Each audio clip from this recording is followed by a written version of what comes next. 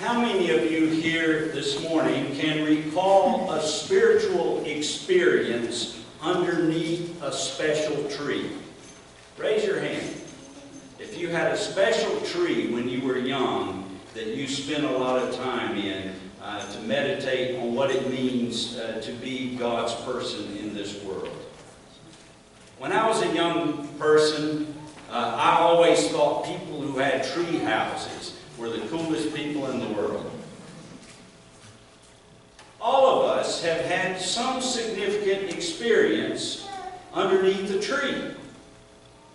Every congregation I belonged to or visited as a child seemed to have a big oak tree in the front right before you go into the church.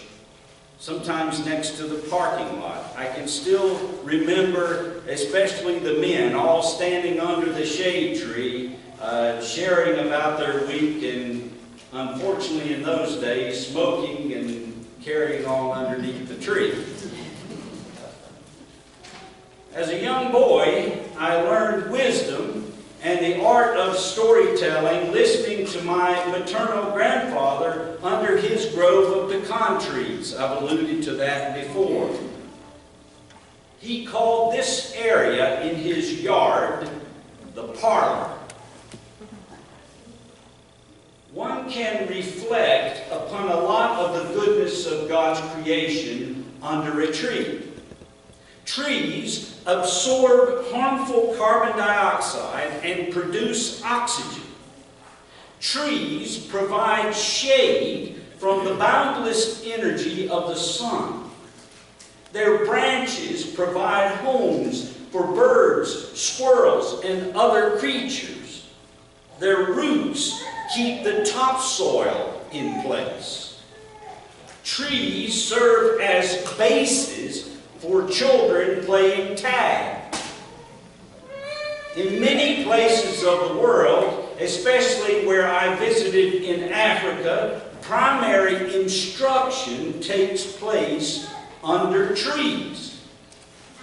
Little communities discover deeper communication and perspective beneath the branches of healthy trees. Today, we focus on another tree, a lush, living tree. Imagine the nutrients flowing up from the roots and through the trunk and out into its leaves. Behold the serpent enjoying a hug around the base of the tree.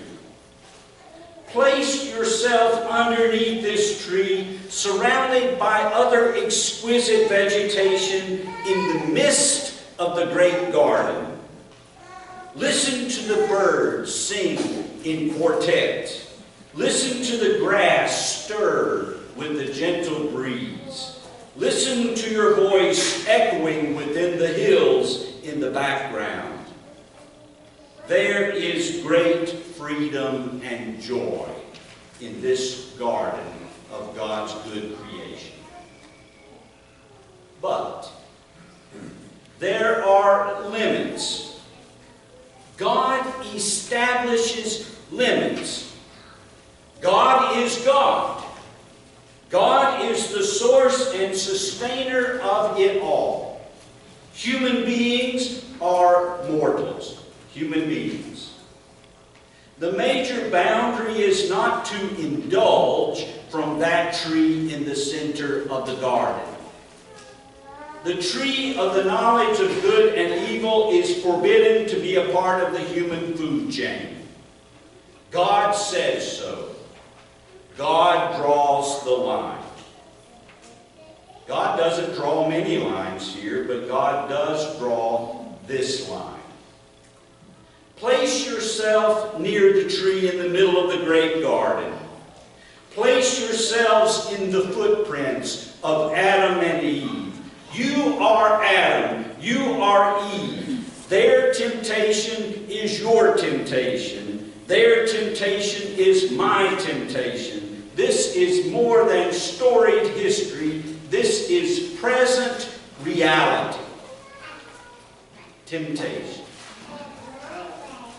tragedy occurs underneath this beautiful tree.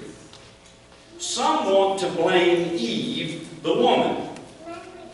Some want to blame Adam, the man. Man and woman put the onus on the serpent. Rebellion is often a collaborative effort. And when sin creeps into the world, everybody blames everybody else. If this is the account of a fall, it is a fall upward. These people want to be like God.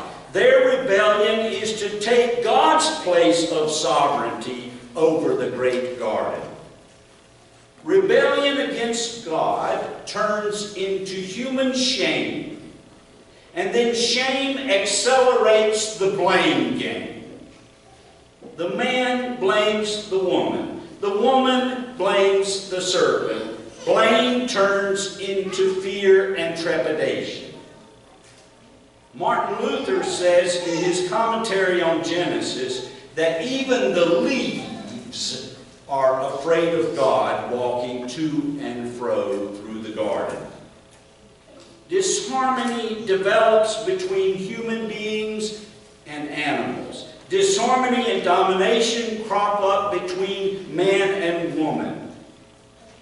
Separation sours purposeful work into terrible drudgery.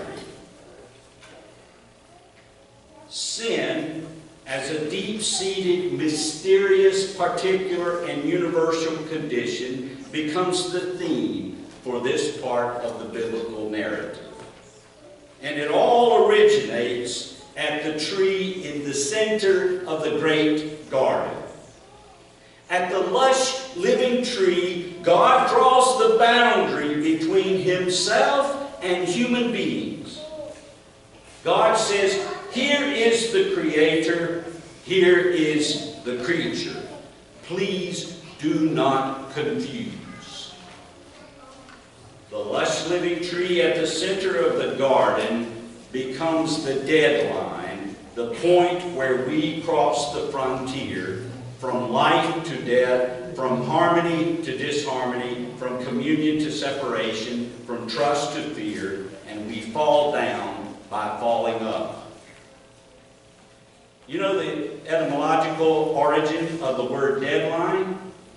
It comes from the Andersonville Civil War camp in Georgia.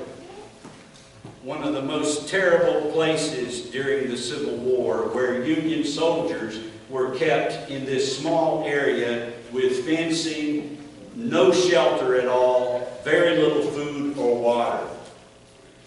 And the historical development of the term deadline came from around the perimeter of the prison camp. There was a line, and when soldiers who were kept in the prison camp could no longer stand the condition, they would step over the line and they would be shot. That's the origin of the word deadline.